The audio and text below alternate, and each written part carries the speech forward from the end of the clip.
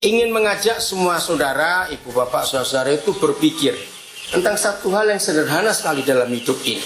Yang disebut hidup itu maju atau mundur? Ayo, yang disebut hidup itu maju atau mundur? No, kok diam saja. Kalau disebut hidup itu maju atau mundur? Maju. Ya, waktu juga berjalan maju, nggak ada yang mundur. Nah, tapi faktanya dalam hidup, kalau kita melihat fakta, manusia ini lebih banyak maju atau lebih banyak mundur? Fakta. Ayo jawab. Fakta. Mundur. Betul? Kenapa kita sadar hidup ini harus maju, tapi faktanya lebih banyak mundur? Nah, ini yang harus kita perhatikan. Ternyata masa lalu kita, ya, baik masa lalu yang manis maupun masa lalu yang pahit, itu yang membuat kita berjalan mundur. Renungkan dia atau tidak. Setiap kali kita hidup dan kita ingat yang dulu, kita sedang mundur. Artinya yang lalu kita bawa ke sini lagi. Padahal yang di sini ini punya waktu sendiri, yang nggak bisa digabung dengan waktu yang dulu. Coba renungkan. Ya, ini masalah dalam kehidupan kita. Dalam banyak pertemuan, kalau saya tanya pada semua dalam acara-acara itu, saya selalu tanya begini. Sebutkan kepada saya, apa sih yang disebut masalah? Baca orang ngomong duit, sakit, bertengkar, tersinggung, semuanya. Ternyata saya jawab bukan. Semua itu sumbernya cuma satu, masa lalu. Coba renungkan itu. Nah, maka itu firman Tuhan mengatakan baik dalam kitab Yesaya 43, dalam Filipi pasal 3, jelas sekali bahwa Tuhan minta kita tuh melupakan yang sudah di belakang kita. Nggak ada gunanya kita mengingat yang sudah di belakang. Kita mengingat yang di belakang itu untuk jadi pelajaran, betul? Kalau kita pernah gagal, nah disebut pernah gagal itu pasti masa lalu. Nggak mungkin ada orang gagal di masa depan. Loh bagaimana ceritanya? Belum nyampe. Nah, biarlah kegagalan kita di masa lalu itu kita jadikan pelajaran supaya kita tidak jatuh lagi di lubang yang sama istilahnya. Nah, konsep ini penting untuk kita alami dalam hidup. Kita semua tahu sebagai warga Nabire bagaimana Tuhan bawa Pak Made secara pribadi, keluarga dan perusahaan yang kita tahu semuanya. Nah, tidak ada satupun orang di dunia ini yang hidup tanpa masalah, betul? Karena kalau kita bicara masa lalu, berarti kita harus bicara tentang masalah, tentang persoalan yang kita pernah alami. Nah, kalau sampai kita tahu bahwa masalah atau persoalan itu yang bisa menghambat kita untuk maju, artinya kita ditarik ke belakang terus, maka kita harus menyadari. Ya, saya ingin buktikan, tunjukkan fakta-fakta ini. Ada nggak manusia hidup tanpa masalah? Menjawab, ada nggak manusia hidup tanpa masalah? Tidak ada. Orang kaya punya masalah tidak? Orang miskin punya masalah tidak? Ayo, kalau dibandingkan orang miskin atau orang kaya yang lebih banyak masalah? Orang kaya lebih banyak masalah. Betul? Nah, maka itu jangan pengen kaya, banyak masalah. Orang miskin masalahnya sedikit. Nah, sama. Orang kaya atau orang miskin yang takut miskin? Ayo, orang kaya atau orang miskin yang takut miskin? Ayo jawab. Orang kaya. Kalau orang miskin takut miskin keterlaluan dia. Sudah miskin ngapain takut? Justru orang kaya. Nah, terus bagaimana? Ya, walaupun diatasi yang namanya masalah itu selesai. Ada lagi enggak? Ayo, akan ada lagi enggak? Pasti. Nah, jadi apa yang kita pelajari di sini? Kalau kita hidup hanya ngurusin masalah, kita orang bodoh. Setuju? Nah, coba yang sering ngurusin masalah bertobat hari ini. Karena itu bodoh. Masalah itu akan tetap ada. Kalau kita mau ambil positif, apalagi kita dapat janji dari Roma 8 ayat 28, bahwa Tuhan selalu turut bekerja dalam hidup kita dalam segala hal, baik yang baik maupun yang buruk. Nah, ini kalimat yang penting untuk apa? Mendatangkan kebaikan. Nah, kalau kita pikir pakai logika dari firman Tuhan ini, bagaimana yang jelek kok bisa mendatangkan kebaikan? Pernah merenung enggak? Bagaimana yang jelek, yang tidak baik kok malah bisa mendatangkan kebaikan? Siapa bisa menjawab? Nanti yang boleh makan, yang nggak bisa jawab nggak boleh makan. Cuma nonton aja. Ayo, ini sekarang saya ingin mengajak semua kita untuk melihat bukan sebagai firman Tuhan saja. Ya, yang belum hafal boleh lihat Roma 8:28. Kita tahu sekarang bahwa Tuhan turut bekerja dalam hidup kita untuk mendatangkan kebaikan bagi kita yang mengasihi Tuhan. Ada syaratnya mengasihi Tuhan. Nah, sekarang secara fakta, secara ilmiah dalam dunia ini, mengapa yang tidak baik kok bisa mendatangkan kebaikan? Bukan, ini nggak ada urusan dengan Tuhan. Bukan melihat itu kalau rohaninya. Ini saya bilang secara ilmiahnya. Mengapa yang tidak baik kok bisa mendatangkan kebaikan? Jadi pelajaran apa? Latihan. Belajar kurang tepat. Pengalaman kurang tepat. Betul, tapi bukan itu. Oke, gini aja. Ayo, siapa penemu penisilin? Siapa penemu obat kina untuk malaria? Penemu kina Jung Hun. Penemu penisilin Flemings. Nah, kenapa mereka menemukan? Karena ada masalah. Ada penyakit yang mematikan waktu itu. Nah, jadi semua yang kita pakai untuk hidup sampai hari ini ditemukan oleh siapa saja, ternyata harus ada yang gak baik dulu terjadi. Ngerti gak maksudnya? Ya. Coba renungan, iya atau tidak? Semua. Kenapa orang bisa menemukan telepon? Siapa penemu telepon? Alexander Graham Bell. Nah, karena ada masalah. Waktu itu perang saudara, banyak yang mati karena terlambat berita. Nah, terus dia mikir bagaimana menemukannya. Nah, jadi secara firman Tuhan dan secara ilmiah itu bisa dibuktikan bahwa yang tidak baik kalau kita syukuri, kita terima, itu jadi pengalaman, jadi pelajaran, dan kita bisa menemukan hal-hal yang luar biasa. Amin. Maka itu kalau selama kita hidup dan kita tahu bahwa yang menghambat kita, yang menarik-narik kita untuk ke belakang tidak bisa maju karena masa lalu. Dan hampir semua masa lalu itu bicara pasti yang jelek, yang tidak baik. Tapi kalau kita lihat firman Tuhan tadi, Roma 8:28, lalu kita menemukan juga secara fakta dalam hidup ini, ternyata tanpa ada masalah-masalah itu, maka orang tidak akan menemukan hal baik. Ini pengetahuan lagi. Siapa penemu jalan tol pertama di dunia? Ini guru-guru bagaimana ini ya? Belum nyatat. Bukan belum nyatat. Ayo, siapa penemu jalan tol pertama di dunia? Nah, serius ini. Aduh, ini bagaimana ini? Kenapa Pak Jasmari? Gurunya tulalit. Penemu jalan tol pertama itu Hitler. Aneh bukan? Kenapa dia menemukan jalan tol? Itu jalan tol pertama itu dari Hamburg sampai ke München. Itu kira-kira hampir 1000 km, kurang lebih. Nah, dia menemukan karena waktu tank-tank yang dibuat di utara Jerman, kantor pusatnya headquarter Hitler itu di Nuremberg di selatan. Wah, hambatannya banyak untuk bawa tank itu. Karena belum ada jalan tol. Dari situ dia punya ide. Namanya jalan bebas hambatan. Nah, karena ada kesulitan, begitu menemukan. Dari sini kita belajar juga hal yang sangat indah. Coba bacakan satu ayat, 1 Yohanes 2 ayat 27. Saya percaya ketika kita melihat keluarga Pak Made diberkati seperti ini, pasti ada banyak kesulitan dialami. Lalu lahirlah sesuatu yang luar biasa. Jadi Tuhan berjanji ikut bekerja, turut bekerja dalam segala sesuatu, baik yang baik maupun tidak baik, untuk mendatangkan kebaikan buat kita semua. Tadi pas mulai saya menghadapi masalah.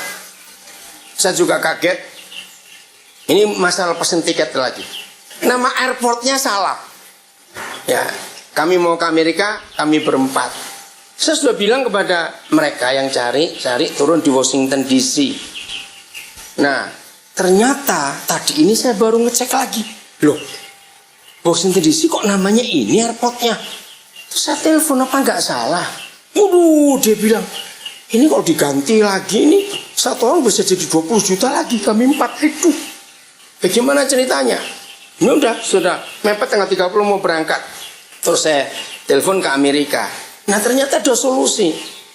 Nggak salah itu. Loh bagaimana nggak salah? Tujuannya mau ke utara ini ke selatan. Kamu tahu nggak? Dia bilang. Dari Houston ke tempat kami itu kalau naik mobil cuma 6 jam. Oh ya?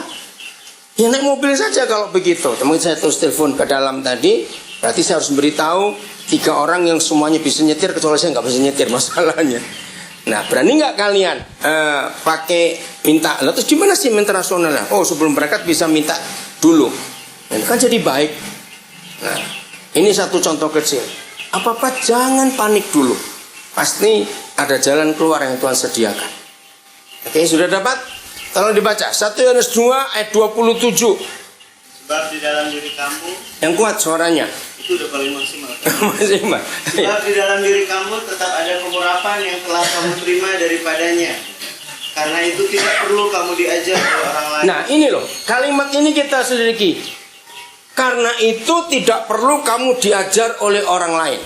Wah, kalau kita nggak mengerti bisa jadi sombong. Terus? Tetapi sebagaimana pengurapannya mengajar kamu tentang segala sesuatu, dan pengajarannya itu benar, tidak dusta. Dan sebagaimana ia dahulu telah mengajar kamu, demikianlah hendaknya kamu tetap tinggal di dalam dia. Saudara, sampaikan kepada saudara kita yang lain kalau sering bicara soal pengurapan. Inilah firman yang paling jelas. Ternyata pengurapan itu bicara soal pengajaran. Baca, ada 4 kali kata mengajar dalam satu ayat itu. Nah, ketika gereja sibuk hanya bicara urapan-urapan, yang cuma berkata merinding atau apa dan sejenisnya, lupa konsep ini. Bahwa urapan itu mengajar. 4 kali, coba itu.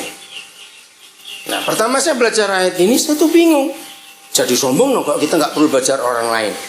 Ya, diajar oleh orang lain. Ternyata tidak. Yaitu tadi pemikirannya. Coba saya tanya kepada semua saudara. Para penemu, tanggal akhir Februari, pas tanggal 29, meninggal seorang namanya Arthur Fisher, umur 94 tahun. Nah, Arthur Fisher ini nggak begitu dikenal oleh dunia, padahal penemuannya beda, jauh lebih banyak daripada penemuannya Thomas Alva Edison. Ya, siapa pernah tahu kalau maku dinding, terus ada plastik, kalau ditusukkan dia buka itu? Tahu nggak? Apa namanya? Nah, itu penemunya. Hebat. Dia menemukan waktu Perang Dunia Kedua. Dia dalam hidupnya dia dicatat 1.000 sekian ratus penemuan. Arthur Fisher. Ya, akhir Februari kemarin dia meninggal umur 94.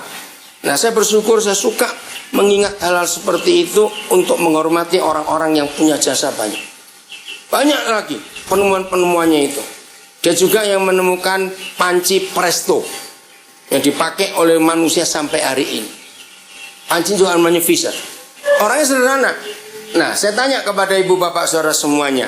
Jadi walaupun sudah tua, jangan berhenti untuk belajar. Katakan amin. Terus kita belajar.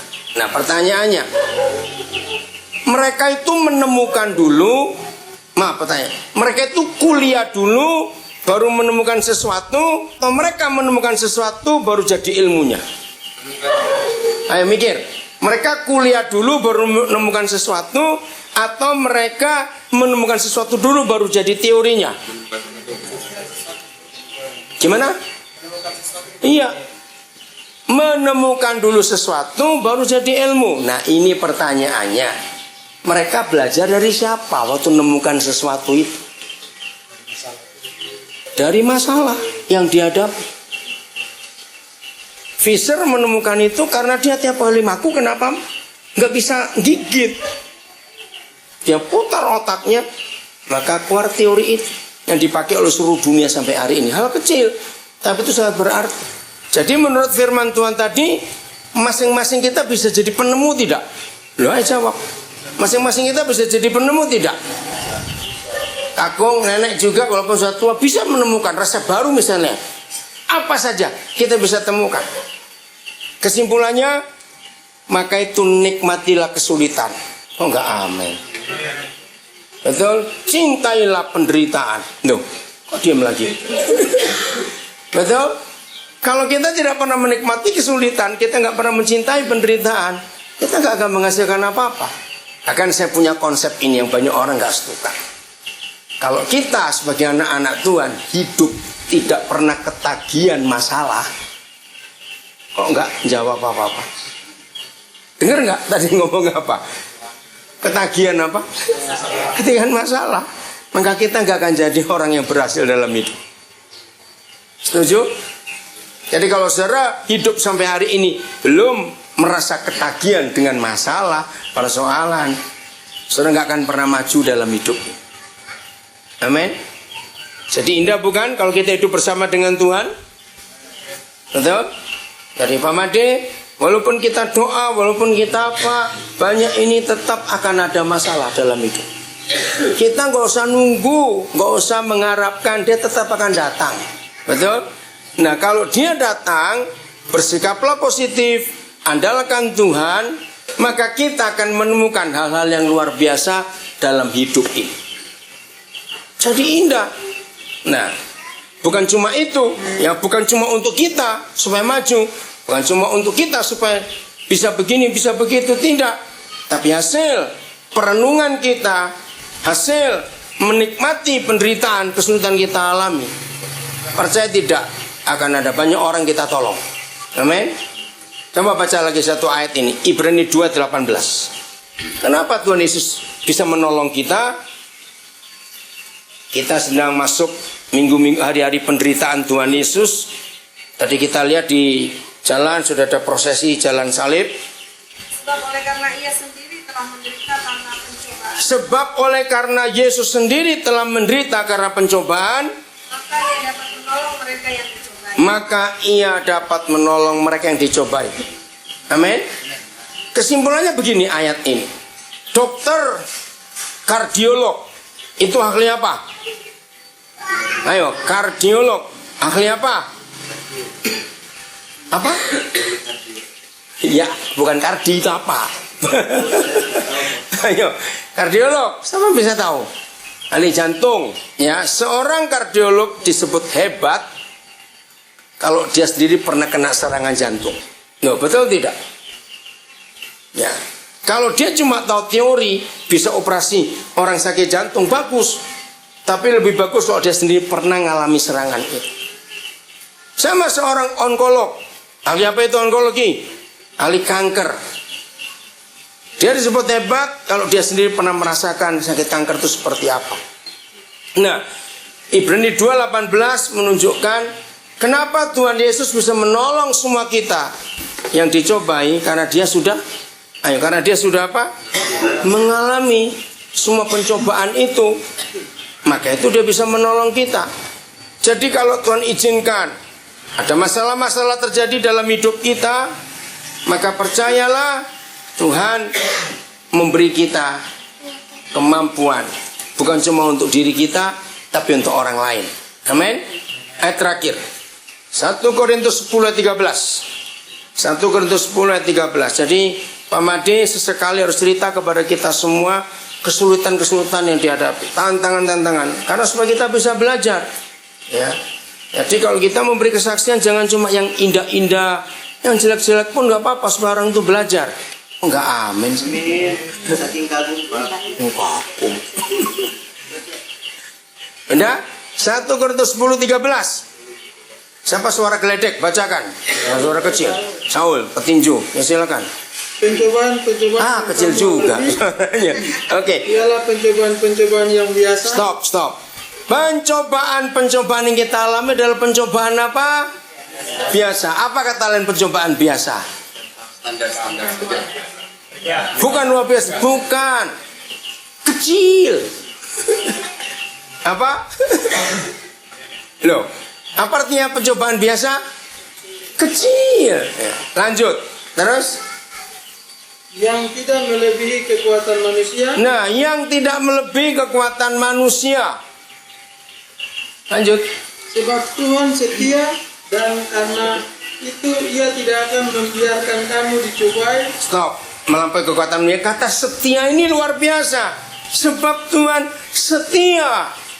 Apa kata lain setia? Menyertai dengan tekun, terus menerus, tidak ada putus-putusnya. Setia terus apa tadi? Ulangi lagi. Sebab Tuhan setia. Ayo. Sebab Tuhan setia karena itu ia tidak akan membiarkan kamu dicobai melampaui Kekuatanmu. Senang nggak kalau mendengar itu? Loh, senang tidak? Jangan dulu. Karena itu belum apa-apa. Yang apa-apa adalah kalimat berikut. Pada waktu kamu dicobai, Nah, stop. Pada waktu kamu dicobai, ya.